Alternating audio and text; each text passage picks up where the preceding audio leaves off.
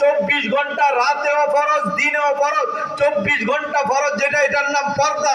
চোখের পর্দা করা পুরুষের উপরে ফরজ, মহিলার উপরেও ফরজ। কথা ঠিক কিনা বলো? এই পর্দা যারা করে না, এমন লোককে মসজিদের সভাপতি বানাইতে নাই যেই সভাপতির বউ পর্দা করে না, সেক্রেটারির বউ পর্দা করে না, ক্যাশিয়ারের বউ পর্দা করে না, যেই ইমামের বউ পর্দা করে না, এদেরকে মসজিদে ইমামতির দায়িত্ব দেওয়া, সভাপতি সেক্রেটারি ক্যাশিয়ারের দায়িত্ব দেওয়া, এটা শরীয়ত অনুমোদন দেয় না। কথা ঠিক কিনা বলা?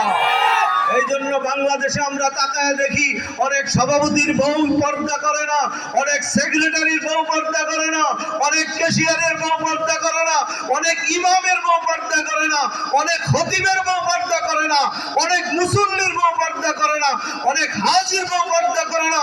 আল্লাহর কসম, হাজি তোমাকে শোনা যায়, লেখে রাখো, অন্তরে বসায় রাখো, তোমার হাজিগিরি কোনো কাজে আসবে না, সভাপতিত্বগিরি কোনো কাজে আসবে না, সেক্রেটারিত্বগিরি কোনো কাজে আসবে না, ক্যাশিয়ারিত্ব কোনো কাজে আসবে না, ইমামতি কোনো কাজে আসবে না, খুতাবতগিরি কোনো কাজে আসবে না, শাইখুল হাদিসগিরি কোনো কাজে আসবে না। তুমি একজন স্বামী স্ত্রীকে যদি পর্দায় না রাখো, তুমি একজন স্বামী স্ত্রীকে যদি পর্দায় না রাখো, তুমি একজন সন্তান তোমার মাকে যদি পর্দায় না রাখো, তুমি একজন ভাই তোমার বোনকে যদি পর্দায় না রাখো, শুনে রাখো মদিনার নবীর ঘোষণা।